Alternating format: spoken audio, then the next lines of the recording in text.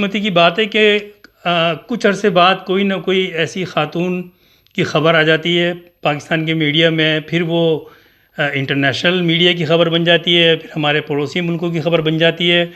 जिससे बड़ा अफसोस होता है। और इज्तमाही तौर पर हमारी जो एक वक़ार है, कौमी वक़ार है, मुल्क की जो एक वक़ार है, उसको ठेस पहुँचती है। और फिर वो उसको बड़ी मज़े लेके उसको हमारा जो पाकिस्तान का मीडिया है वो कवरेज देता है, और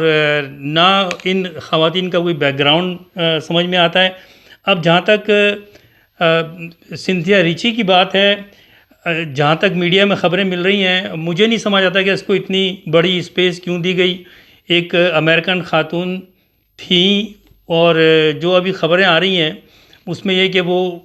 2010 से पाकिस्तान आ रही थी, जा रही थी, और उसके बाद में प्रेसिडेंसी हाउस में उनकी तस्वीरें हैं। उनकी तस्वीरें जरदारी जब प्रेसिडेंट थे, यूसुफ गिलानी साहब के साथ उनकी तस्वीरें आ रही हैं, फिर रहमान मलिक के साथ और मखदूम शहाबुद्दीन के साथ। मेरी समझ में ये नहीं आता कि अगर हम इसको मान भी लें, पाकिस्तान का एक जो खलकों का वर्जन है कि जी उसको असाइनमेंट दिया गया था पाकिस्तान को प्रमोट करने का, बकौल उसके उसने कहा कि जी मुझे कोई इंटरेस्ट नहीं था पाकिस्तान जाने का, मुझे तो पाकिस्तान की गवर्नमेंट ने बुलाया था कि आप पाकिस्तान को प्रमोट करें, टूरिज़म को, पाकिस्तान की सकाफ़त को हम चाहते हैं कि प्रमोट करें, इसलिए मैं पाकिस्तान गई थी। और मैं पाकिस्तान के लिए दुनिया में उसका मैं इमेज बनाना चाहती थी, तो इसलिए मैं पाकिस्तान गई थी। किसने तो अगर एक आम जर्नलिस्ट को कोई हायर करता है एज ए कॉन्ट्रैक्ट पर, तो मेरी समझ से तो बाहर है कि वो फिर उसको प्रेसिडेंसी हाउस में क्यों उसको एंटरटेन किया जाता है, प्रेसिडेंट क्यों उसको एंटरटेन कर रहा है, प्राइम मिनिस्टर क्यों एंटरटेन कर रहा है। तो एक तो ये है कि इस सिंथिया रिची की जो जो भी इल्ज़ामात हैं वो सही है गलत है मुझे नहीं पता, और हमें एहतियात करना चाहिए मीडिया को,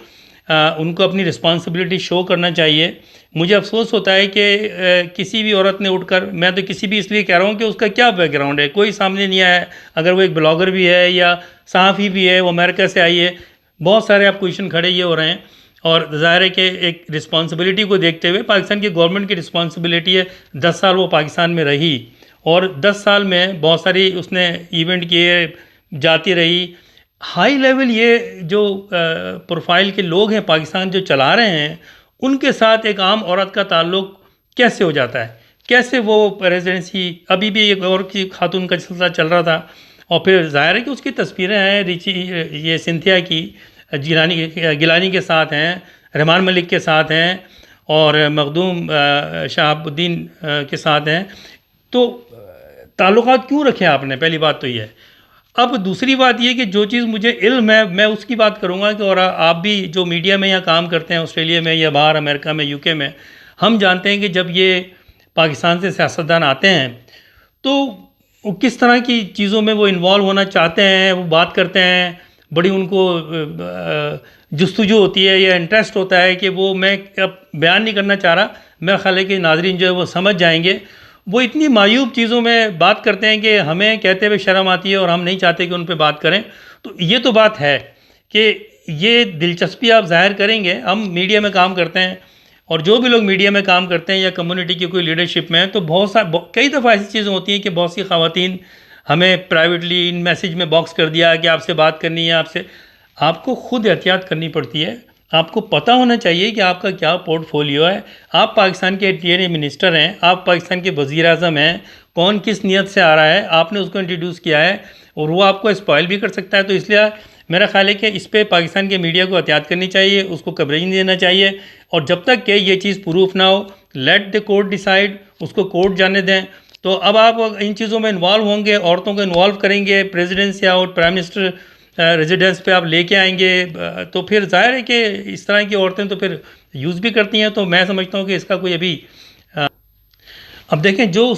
इस लड़की का इंटरव्यू आया टेलीविज़न पे मैंने देखा, तो मुझे उसमें कई कंट्रोवर्शियल चीज़ें नज़र आईं, जिससे ये लगता है कि ये स्टोरी बनाई जा रही है कि और उसका कोई मकसद है। अब ये मकसद का क्या मकसद है, ये तो फिर पाकिस्तान के जो रूलर्स हैं, इस्टेब्लिशमेंट है, FIA है, उनका काम है करना। लेकिन मैं चाहता हूँ कि हमारे जो लीडरान हैं उनकी एक इज़्ज़त है, और उनको अपनी इज़्ज़त रखने के लिए,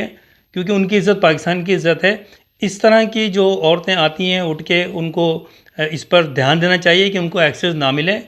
ये जो इतने पाकिस्तान के हाई प्रोफाइल रेजिडेंसी जगहों पर ही चली जाती हैं। तो पाकिस्तान के जो लीडर हैं उनको चाहिए कि वो इस पे एहतियात करें, आइंदा ऐसी सिक्योरिटी पे जो है वो मामूर जो लोग हैं उनको सख्त करना चाहिए।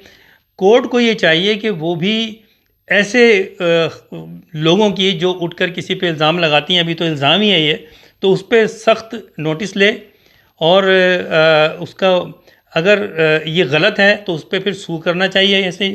क्योंकि देखें, मैं एक मिसाल दूं कि ये मैं एक देख रहा था इंडियन एक्सप्रेस की news, Cynthia Ritchie's accusation against the powerful have shaken Pakistan. अब ये बर्निंग कहाँ की न्यूज़ बना रहे हैं, पाकिस्तान को क्या शेक कर दिया? पाकिस्तान में तो कोई ऐसा मसला नहीं हुआ है, लेकिन अब ये इंडिया की न्यूज़ है। तो जो हमारे जो पाकिस्तान के जो दुश्मन मीडिया है, जो ख़िलाफ़ हैं, उनके लिए तो आपने लीड लाइट बना दी, तो लिहाजा हमें एहतियात करनी चाहिए। और पाकिस्तान के मीडिया को, सोशल मीडिया पे जो लोग बैठते हैं, उनको इस तरह की न्यूज़ को, कहानियों को कोई कवरेज नहीं देना चाहिए, क्योंकि इससे फिर पाकिस्तान को एक्सप्लॉइट करने के लिए इनको इस्तेमाल किया जाता है। बहुत शुक्रिया। पाकिस्तान जिंदाबाद।